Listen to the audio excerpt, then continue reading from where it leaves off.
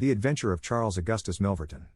It is years since the incidents of which I speak took place, and yet it is with diffidence that I allude to them. For a long time, even with the utmost discretion and reticence, it would have been impossible to make the facts public, but now the principal person concerned is beyond the reach of human law, and with due suppression the story may be told in such fashion as to injure no one. It records an absolutely unique experience in the career both of Mr. Sherlock Holmes and of myself. The reader will excuse me if I conceal the date or any other fact by which he might trace the actual occurrence. We had been out for one of our evening rambles, Holmes and I, and had returned about 6 o'clock on a cold, frosty winter's evening. As Holmes turned up the lamp, the light fell upon a card on the table.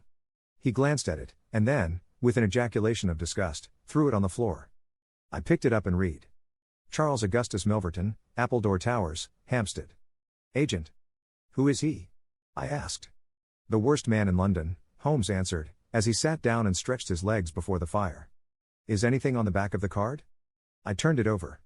We'll call it 6:30 c.a.m., I read. He's about due. Do you feel a creeping, shrinking sensation, Watson, when you stand before the serpents in the zoo, and see the slithery, gliding, venomous creatures, with their deadly eyes and wicked, flattened faces? Well, that's how Milverton impresses me. I've had to do with 50 murderers in my career, but the worst of them never gave me the repulsion which I have for this fellow. And yet I can't get out of doing business with him. Indeed, he is here at my invitation. But who is he? I'll tell you, Watson. He is the king of all the blackmailers. Heaven help the man, and still more the woman, whose secret and reputation come into the power of Milverton. With a smiling face and a heart of marble, he will squeeze and squeeze until he has drained them dry. The fellow is a genius in his way, and would have made his mark in some more savory trade. His method is as follows: he allows it to be known that he is prepared to pay very high sums for letters which compromise people of wealth and position. He receives these wares not only from treacherous valets or maids, but frequently from genteel ruffians, who have gained the confidence and affection of trusting women. He deals with no niggard hand. I happen to know that he paid £700 to a footman for a note 2 lines in length, and that the ruin of a noble family was the result. Everything which is in the market goes to Milverton, and there are hundreds in this great city who turn white at his name. No one knows where his grip may fall, for he is far too rich and far too cunning to work from hand to mouth. He will hold a card back for years in order to play it at the moment when the stake is best worth winning. I have said that he is the worst man in London, and I would ask you how could one compare the ruffian, who in hot blood bludgeons his mate, with this man, who methodically and at his leisure tortures the soul and wrings the nerves in order to add to his already swollen moneybags. I had seldom heard my friend speak with such intensity of feeling. But surely, said I, the fellow must be within the grasp of the law? Technically, no doubt, but practically not. What would it profit a woman, for example, to get him a few months' imprisonment if her own ruin must immediately follow? His victims dare not hit back. If ever he blackmailed an innocent person, then indeed we should have him, but he is as cunning as the evil one. No, we must find other ways to fight him. And why is he here? Because an illustrious client has placed her piteous case in my hands. It is the Lady Eva Blackwell, the most beautiful debutante of last season. She is to be married in a fortnight to the Earl of Dovercourt. This fiend has several imprudent letters, imprudent, Watson, nothing worse, which were written to an impecunious young squire in the country. They would suffice to break off the match. Milverton will send the letters to the Earl unless a large sum of money is paid him. I have been commissioned to meet him, and, to make the best terms I can. At that instant there was a clatter and a rattle in the street below. Looking down I saw a stately carriage and pair, the brilliant lamps gleaming on the glossy haunches of the noble chestnuts. A footman opened the door, and a small, stout man in a shaggy astrakhan overcoat descended. A minute later he was in the room. Charles Augustus Milverton was a man of 50, with a large, intellectual head, a round, plump, hairless face, a perpetual frozen smile, and 2 keen grey eyes, which gleamed brightly from behind broad, gold-rimmed glasses.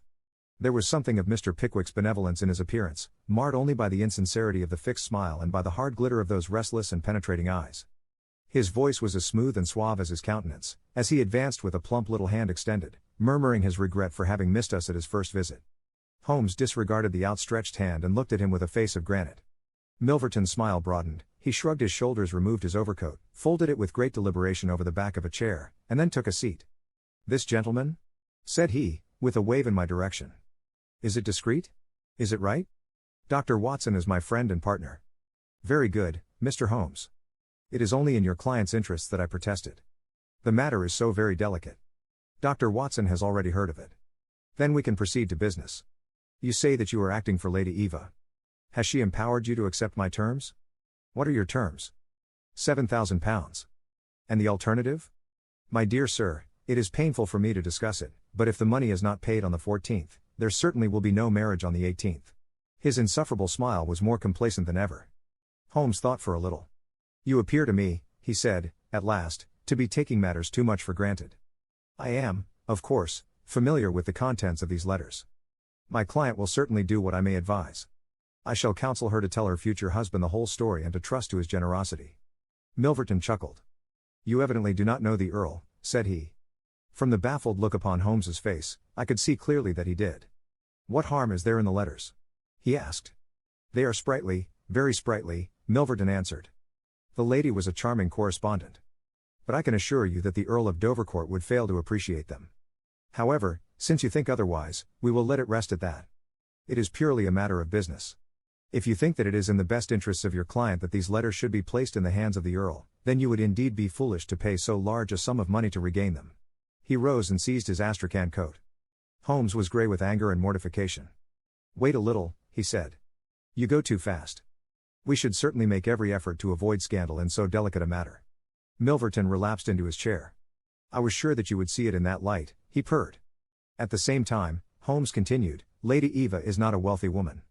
I assure you that £2,000 would be a drain upon her resources, and that the sum you name is utterly beyond her power.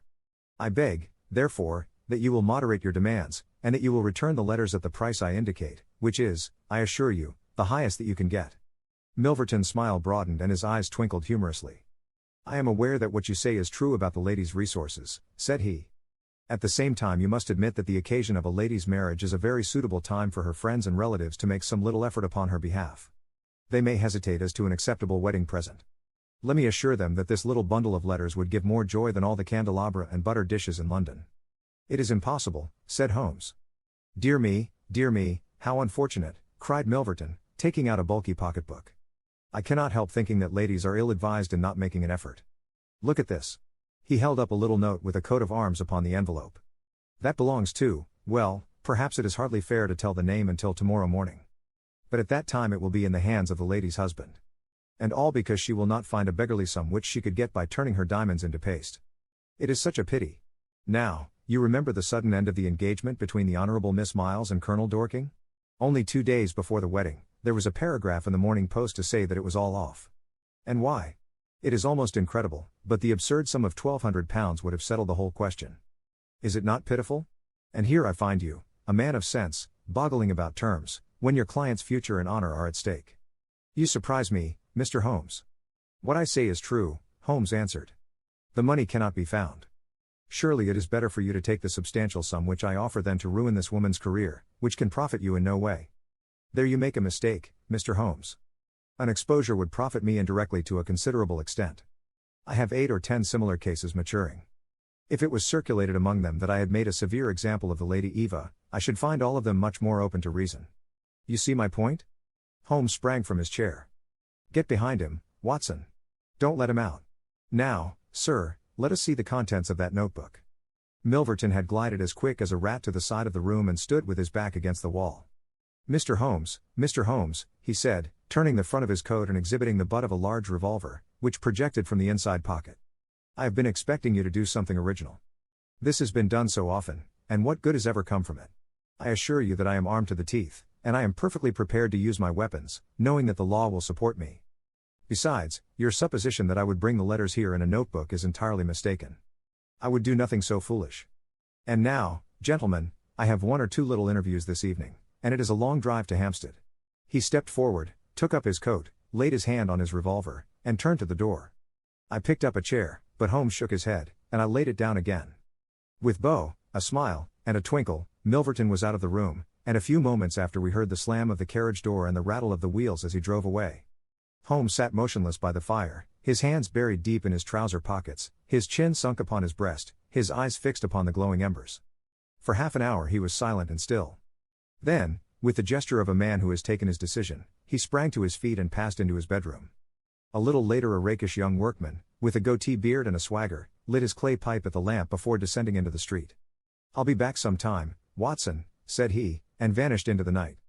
I understood that he had opened his campaign against Charles Augustus Milverton, but I little dreamed the strange shape which that campaign was destined to take.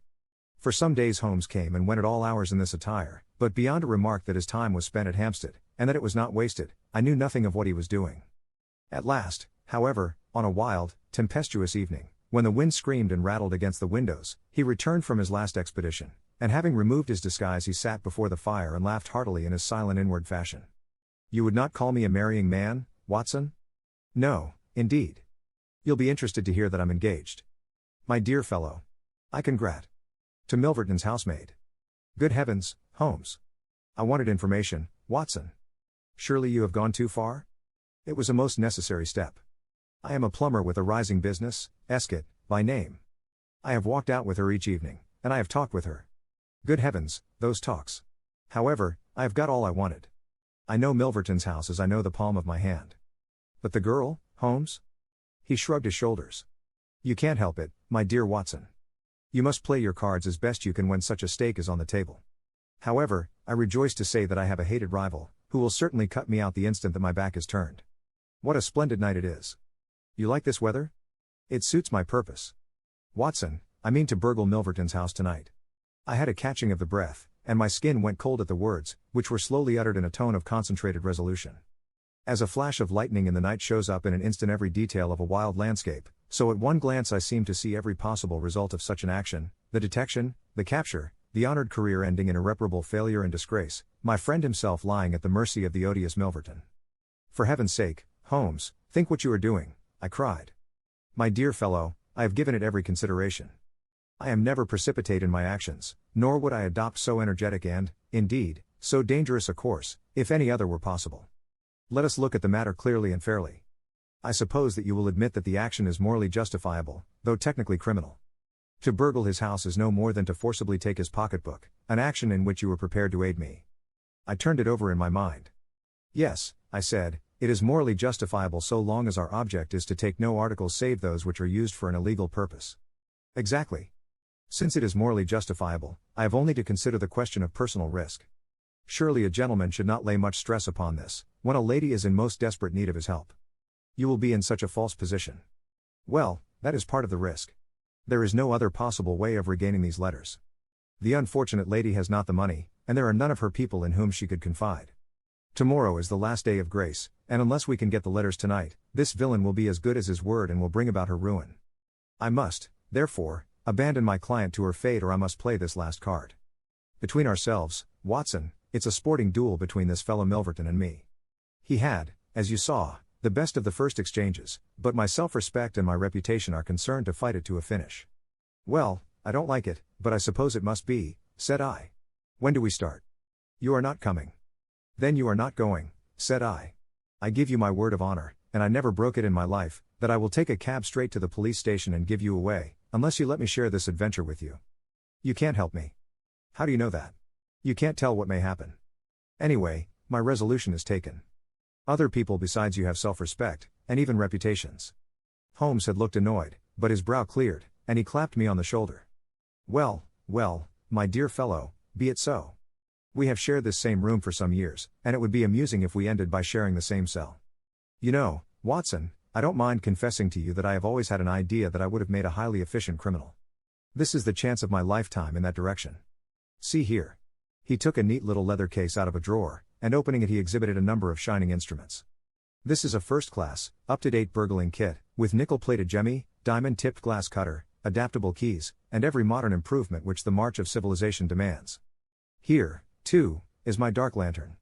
Everything is in order. Have you a pair of silent shoes?" "I have rubber-soled tennis shoes." "Excellent. And a mask?" "I can make a couple out of black silk." "I can see that you have a strong, natural turn for this sort of thing." "Very good. Do you make the masks?" "We shall have some cold supper before we start. It is now 9:30. At 11 we shall drive as far as Church Row. It is a quarter of an hour's walk from there to Appledore Towers. We shall be at work before midnight. Milverton is a heavy sleeper, and retires punctually at 10:30. With any luck we should be back here by 2, with the Lady Eva's letters in my pocket." Holmes and I put on our dress clothes, so that we might appear to be two theatregoers homeward bound. In Oxford Street we picked up a hansom and drove to an address in Hampstead. Here we paid off our cab, and with our great coats buttoned up, for it was bitterly cold, and the wind seemed to blow through us, we walked along the edge of the heath. "It's a business that needs delicate treatment," said Holmes. These documents are contained in a safe in the fellow's study, and the study is the anteroom of his bedchamber. On the other hand, like all these stout, little men who do themselves well, he is a plethoric sleeper. Agatha, that's my fiancée, says it is a joke in the servants' hall that it's impossible to wake the master. He has a secretary who is devoted to his interests, and never budges from the study all day. That's why we are going at night. Then he has a beast of a dog which roams the garden. I met Agatha late the last 2 evenings, and she locks the brute up so as to give me a clear run. This is the house, this big one in its own grounds. Through the gate, now to the right among the laurels. We might put on our masks here, I think. You see, there is not a glimmer of light in any of the windows, and everything is working splendidly. With our black silk face coverings, which turned us into 2 of the most truculent figures in London, we stole up to the silent, gloomy house. A sort of tiled veranda extended along one side of it, lined by several windows and 2 doors. That's his bedroom, Holmes whispered. This door opens straight into the study. It would suit us best, but it is bolted as well as locked, and we should make too much noise getting in. Come round here. There's a greenhouse which opens into the drawing room.